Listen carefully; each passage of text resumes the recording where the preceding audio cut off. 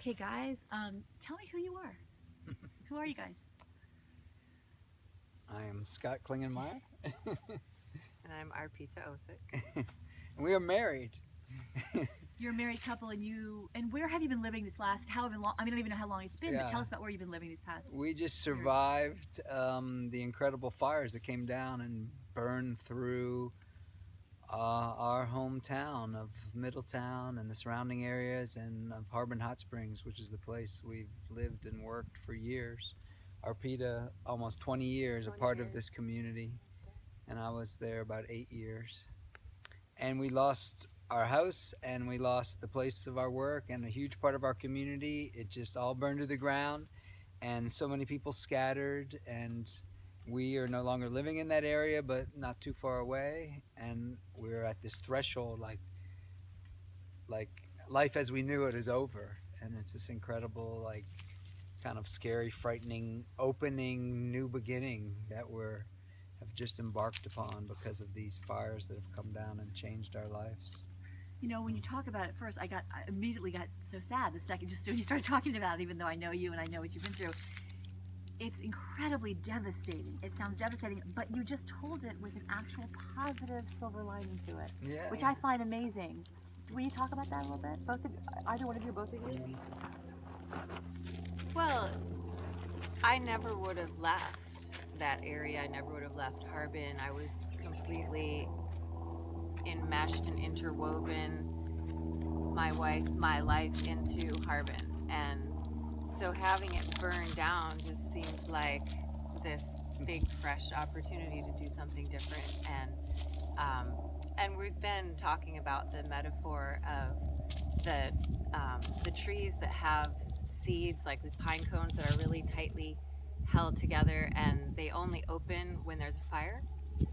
And so that's what I think of, is that it's like all of us that have been in this little box canyon, this little valley, this little spot all together, Mm. and now the fire has burst open the seed, and we are all going out and seeding this energy that we've been building for all these years together, all the healing energy, all the knowledge of different esoteric traditions, different healing traditions, different alternative ways of living. We're spreading that around now.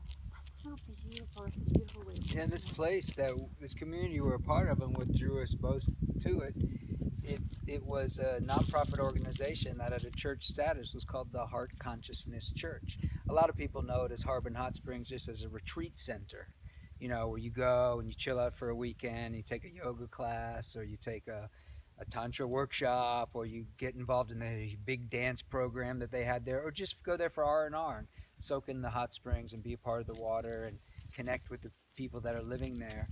But it's called the Heart Consciousness Church, and a huge part of, like, the heart of this community and this organization was about, like, making heart and making love really a priority in your life. And, like, can we build a society that's based more on love and caring for each other, rather than on greed and just making money, and or just to live in greater harmony with each other and with the earth. It was this huge part.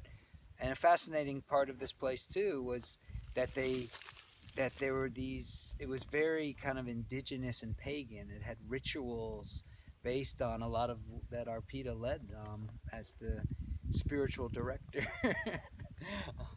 That were just based on tuning into the larger world that we're all part of.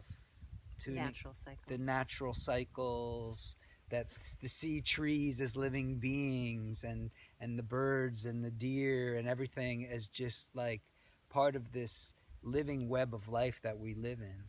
And that it's so important to, like, acknowledge that. And I feel like it's funny, I felt like we were wounded refugees in a way. The people that came and lived at Harbin and were part of this community, wounded refugees from the real world, from having such a hard time with the disconnect from being in touch with these things that are deeply important to us.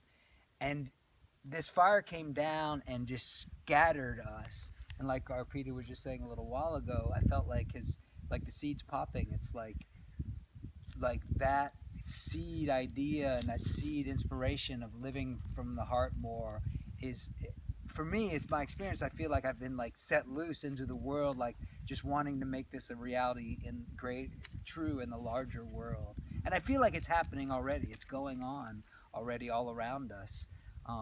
But this is a great example of, having gone through this incredible tragedy together and the woundedness.